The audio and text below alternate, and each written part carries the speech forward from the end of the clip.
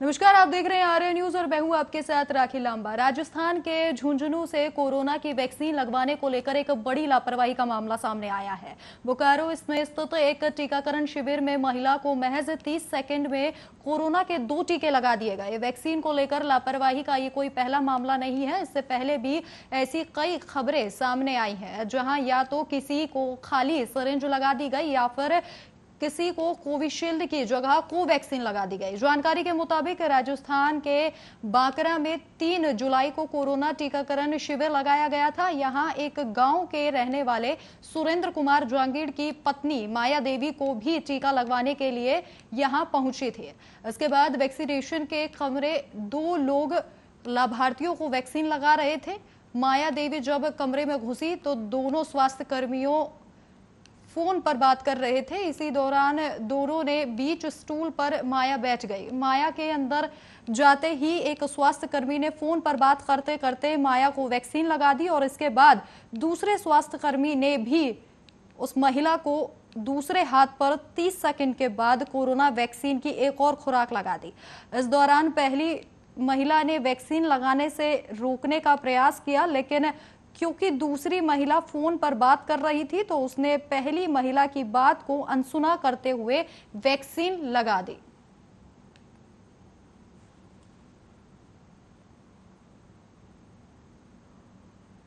वहीं कोरोना संकट काल में जहां अभी प्रदेश के स्कूल बंद हैं, वहीं इस बीच प्रदेश के स्कूलों से जुड़ा एक चौंकाने वाला मामला सामने आया है। यहां 500 से ज्यादा स्कूलों को गलत तरीके से मान्यता दिलाने की कोशिश का पर्दाफाश हुआ है।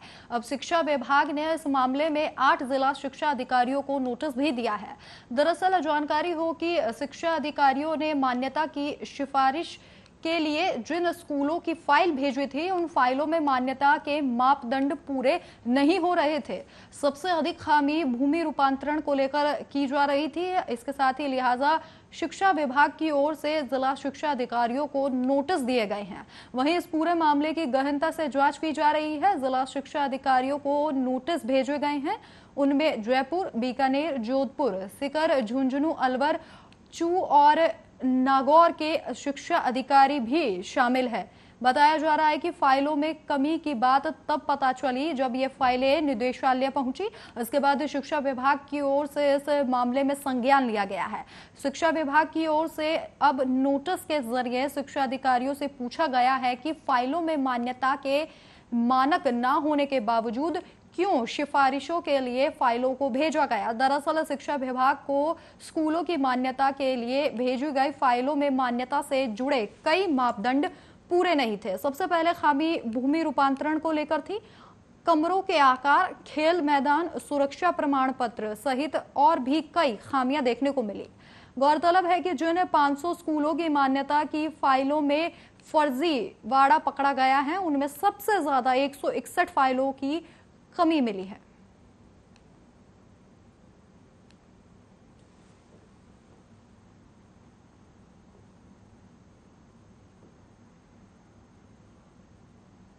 वहीं राजस्थान हाई कोर्ट ने 17 साल के टेनिस खिलाड़ी से दुष्कर्म के मामले में आरोपी कोच गौरांग नलवाया की जमानत याचिका को खारिज कर दिया है। अदालत ने आरोपी को छूट दी है कि वो निचली अदालत में पीड़िता के बयान दर्ज होने के बाद जमानत याचिका पेश कर सकता है। न्यायाधीश पंकज भंडारी ने यह आदेश आरोपी गौरांग नलवाया की जमानत याचिका पर दिया। जमानत याचिका में कहा गया है कि पीड़िता ने पुलिस और मजिस्ट्रेट के सामने दिए बयानों में जबरन संबंध बनाने का आरोप नहीं लगाया है। इसके साथ ही इसके अलावा मामले में पुलिस ने भी आरोप पत्र पेश कर दिया है। ऐसे में उनसे जमानत पर रिहा किया जाए, इसका विरोध करते हुए सरकारी वकील ने कहा कि पीड़ित नाबालिग है और मामला पोक्सो अधिनियम के तहत दर्ज हुआ है। नाबालिग की सहमति कानून की नजर में महत्व नहीं रखती, इसलिए आरोपी की जमानत याचिका खारिज कर दी जाए। पीड़ित के परिजनों ने गत दिनों ज्योति नगर थाने में रिपोर्ट दर्ज कराई थी कि उसकी बेटी आरोपी से कोचिंग ले रही थी। आरोपी उसे बहला फुसलाकर उदयपुर ले गया और दुष्कर्म की वारदात को अंजाम दिया। रिपोर्ट पर कार्रवाई करते हुए पुलिस ने आरोपी को गिरफ्तार कर लिया था।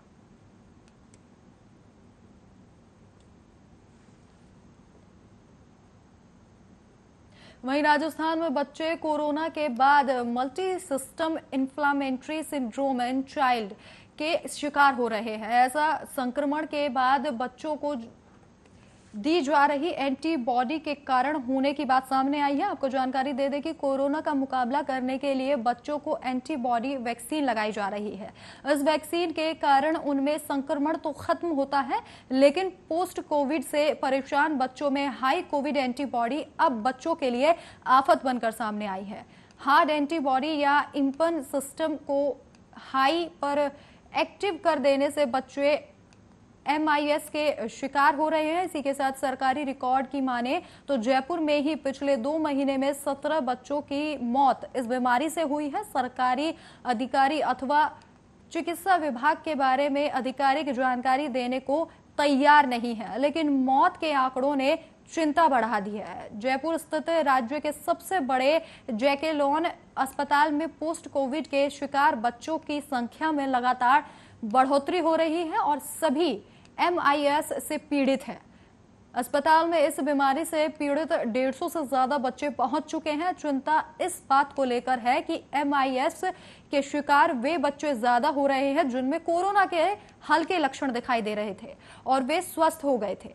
बच्चों के एंटीबॉडी वैक्सीन लगाई गई थी। कई मामलों में तो बच्चों के परिजनों को कोरोना होने की जानकारी ही नहीं थी, वे सामान्य इलाज कराते रहे। अब हार्ड एंटीबॉडी बनने से ये बच्चे पोस्ट कोविड में MIS का शिकार हो रहे हैं। डॉक्टरों का कहना है कि जब एंटीबॉडी ज्यादा बनने लगती है तो कोरोना से बच जाते हैं, लेकिन शरीर के अन्य अंगों को नुकसान पहुंचता है। बच्चों के शरीर का इम्यून सिस्टम ही शरीर को नुकसान पहुंचाने लगता है। राज्य के प्रमुख बाल रोग विशेषज्ञ डॉक्टर अशोक गुप्ता का कहना है कि MIS इतना ज्यादा खतरनाक है कि अगर समय पर अस्पताल नहीं ले जाया गया तो बच्चे में मौत का खतरा बढ़ जाता है। कोरोना से ठीक होने के बाद 1 से 6 सप्ताह में इसके लक्षण सामने आने लगते हैं। इस बीमारी की जानकारी RT-PCR टेस्ट और कोविड एंटीबॉडी टेस्ट के सामने आती है।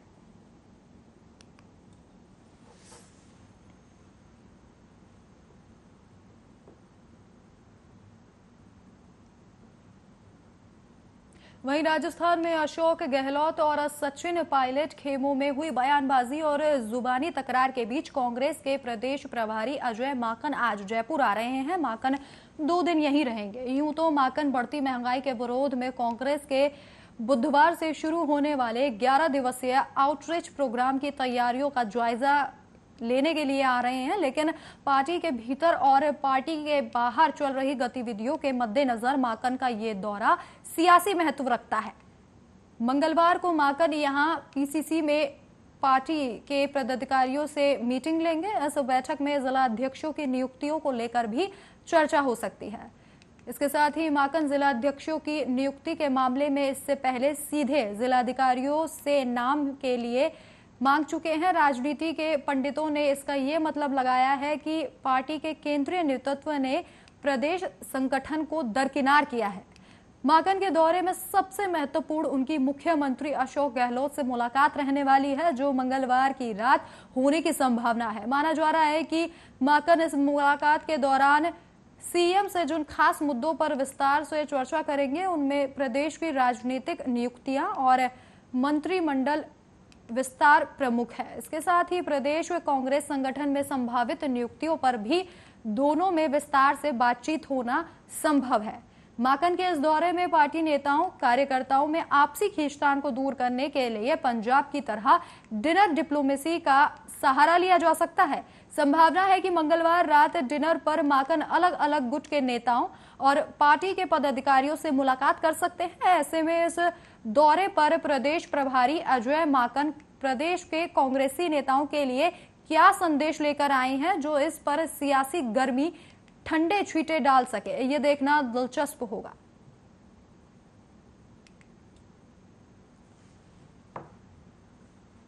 वहीं राजस्थान विधानसभा के मॉनसून सत्र के पहले गहलोत कैबिनेट की बैठक 7 जुलाई को शाम 5 बजे मुख्यमंत्री आवास पर होगी, जबकि कैबिनेट के तुरंत बाद 5:30 बजे मंत्री परिषद की बैठक होनी है। और इसके साथ ही आपको जानकारी दे दें कि मॉनसून सत्र के मद्देनजर कैबिनेट की बैठक खासी अहम मानी जा रही है। वहीं कैबिनेट सचिवालय के अनुसार कैबिनेट की बैठक में रखे जाने वाले बिलों के प्रारूप का अनुमोदन हो सकता है। हालांकि अभी कोई आधिकारिक एजेंडा जारी नहीं किया गया है।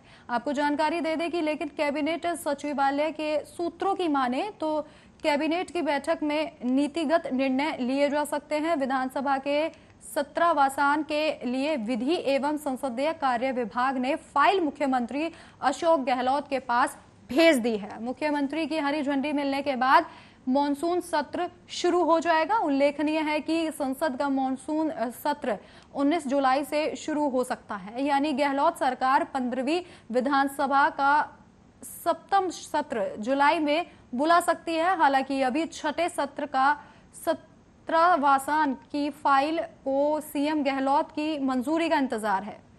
मुख्यमंत्री की मंजूरी के बाद प्रस्ताव राजभवन भेज दिया जाएगा।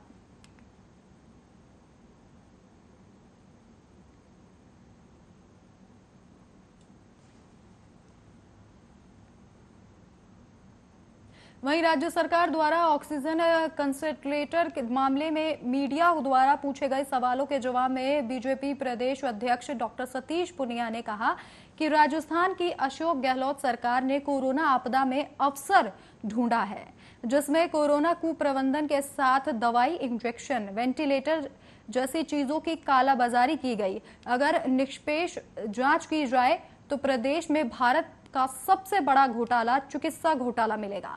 डॉक्टर पुनिया ने कहा कि राज्य सरकार इस बात के लिए पहले से बदनाम थी, लेकिन मास्क, वैक्सीन की चोरी होना, लेकिन कोरोना की वेब के उतार के समय ऑक्सीजन कंसंट्रेटर का ऑर्डर किया गया और उसमें 4 कंपनियों में से 3 को अग्रिम भुगतान किया गया। उसमें से 3 ने अभी तक डिलीवर भी नहीं किया है। उन्होंने कहा कि इस पूरे मामले की निष्पक्ष तरीके से जांच की जाए। इसमें बहुत बड़ी साजिश और भ्रष्टाचार की बू आ रही है। आपको जानकारी दें कि प्रदेश में इतने बड़े पैमाने पर दवा एवं बाकी चीजों की अनियमितताएं तो पहले से हैं, लेकिन राज्य सरकार को समय रहते ऑक्सीजन प्लांट स्थापित करने की जरूरत है, जो वो कर नहीं पाए हैं। अब ऐसे में ऑक्सीजन कंसंट्रेटर की इतने बड़े पैमाने पर खरीद ही क्या आवश्यकता पड़ी, इस बारे में सरकार स्पष्ट नहीं कर पाई है।